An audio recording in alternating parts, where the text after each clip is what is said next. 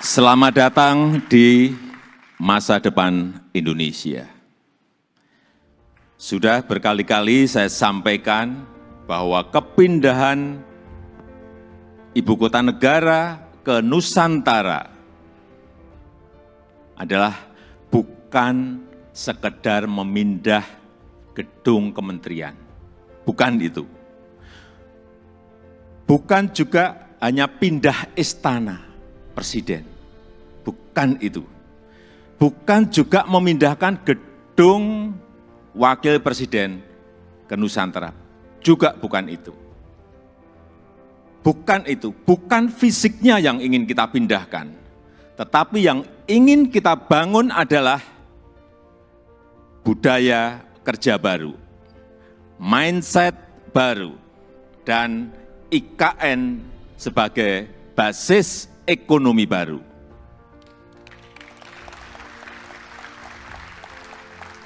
Indonesia sebagai negara besar harus berani melangkah, harus berani memiliki agenda besar, berani punya agenda besar. Dan ini untuk kemajuan negara kita, untuk kemajuan bangsa. Dan jika kita tidak berani transformasi dari sekarang sampai kapanpun, kita akan sulit jadi negara maju. Dan untuk keberlanjutan IKN Nusantara, ini juga sudah sering saya sampaikan, Bapak Ibu, sekali lagi, tidak perlu ragu, tidak perlu bimbang. Karena apa? Payung hukumnya itu sudah jelas. Payung hukumnya sudah jelas, yaitu Undang-Undang Nomor 3 Tahun 2022. Dan itu, ini juga kita harus tahu semuanya, itu sudah disetujui 93% dari fraksi-fraksi yang ada di DPR. Loh, kurang apa lagi? Kalau ada yang masih belum yakin, kurang apa lagi? Nanti sampaikan, kurang apa lagi?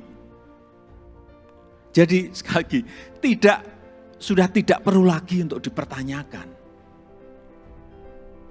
Ini ada Ketua MPR ada di sini, Pak Bambang Susatyo juga. Kembali lagi, kita ingin menghadirkan pembangunan yang Indonesia sentris, bukan Jawa sentris. Karena Indonesia ini bukan hanya Pulau Jawa.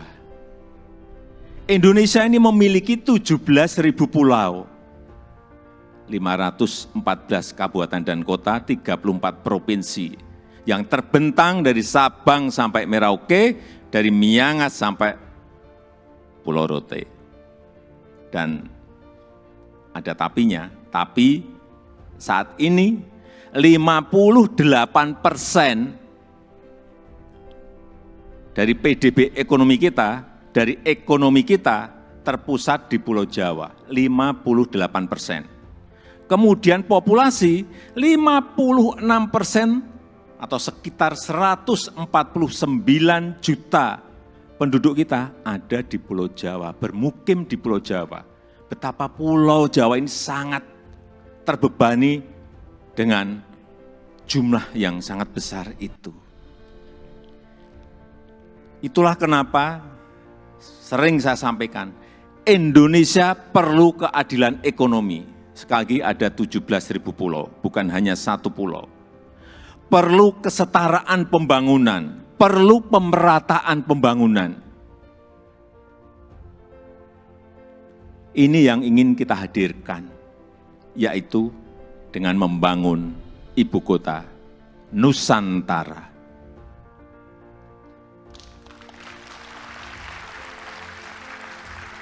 Nusantara adalah kota pintar masa depan yang berbasis hutan dan alam. Belum ada di dunia, belum ada. Tolong dicarikan, belum ada. Ini yang membedakan, ini yang nanti menjadi diferensiasi ibu kota kita dengan ibu kota negara-negara lain. 70% areanya nanti adalah area hijau. Lahan yang digunakan untuk membangun IKN, ini awalnya adalah hutan produksi. Jangan ada yang keliru bahwa ini hutan alam, bukan. Hutan produksi. Monokultur, artinya di situ hanya ada satu jenis pohon. Dan saya tahu betul pohonnya itu apa. Pohon eukaliptus yang dipakai untuk pulp. Dan ditebang setiap 6-7 tahun. Jangan ada nanti isu merusak hutan. Itu hutan produksi yang setiap 6 tahun, 7 tahun ya ditebang. Ini yang kita ingin kembalikan, justru nantinya ingin kembali jadi hutan heterogen dengan pohon asli dan endemik dari Kalimantan. Sehingga kita harapkan nanti menjadi hutan hujan tropis lagi, tropical rainforest lagi di Kalimantan. Untuk itu, yang kita siapkan pertama kali di sana adalah pusat persemaian yang sudah mulai kita bangun di bulan Juni 2022. Luas lahan persemaian ada kurang lebih 16 hektar dengan embung 7 hektar. Kita harapkan selesai nanti di awal tahun 2022. Yang kapasitas bibitnya setiap tahun bisa menghasilkan kira-kira 15 juta bibit per tahun. Ini yang akan kita pakai untuk menghijaukan Kalimantan. Supaya Bapak Ibu ingat, saya dari kehutanan.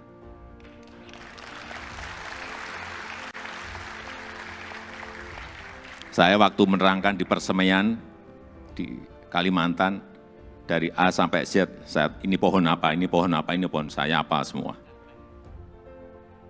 Dan 80% sumber energinya adalah berasal dari renewable energy. Mobil di sana nanti harus mobil listrik. Kemudian 80% transportasinya adalah transportasi umum, autonomous vehicle, tanpa awak dan tanpa sopir. Jadi yang kita hargai di sana adalah pejalan kaki, yang kita hargai di sana adalah orang yang senang naik sepeda. 10 minutes city, jarak tempuh kemana-mana itu ada dalam 10 menit. Sekali lagi, inilah showcase transformasi Indonesia. Showcase perubahan peradaban Indonesia. Dan budaya kerja yang ingin kita bangun di IKN Nusantara adalah budaya kerja produktif. Itu harus didukung oleh tata kelola yang baik, didukung oleh manajemen yang baik, didukung oleh implementasi teknologi yang mumpuni. Smart living, smart city, layanan masyarakat lewat aplikasi, akte lahir, akte nikah lewat HP, paperless, ini yang ingin kita bangun. Jadi Nusantara adalah masa depan Indonesia. Dan bisa terwujud dengan upaya bersama. Bukan hanya pemerintah yang bergerak, bukan hanya pemerintah. Karena memang pemerintah hanya kurang lebih menyiapkan 20% dari budget yang ada. 80% kita berikan kesempatan kepada investor, kepada investasi. Termasuk Bapak Ibu yang kami hadirkan pertama kali pada malam hari ini. Investasi terbuka lebar. Bapak Ibu bisa pilih mau di mana, mau investasi di sebelah mana, mau di kawasan inti, ya harganya beda. Di financial center, di kawasan healthcare center, di kawasan education center, di housing area, di tourism area, silahkan. Saya sampaikan ini adalah kesempatan pertama dan kesempatan emas yang tidak akan terulang lagi. Inilah saatnya mencatat sejarah Indonesia dan inilah saatnya melakukan lompatan, inilah saatnya kita semua menjadi pelaku sejarah Indonesia masa depan. Dan dengan upaya kita bersama, dengan semangat gotong royong kita bersama, saya yakin 17 Agustus 2024 kita bisa merayakan bersama-sama di Nusantara.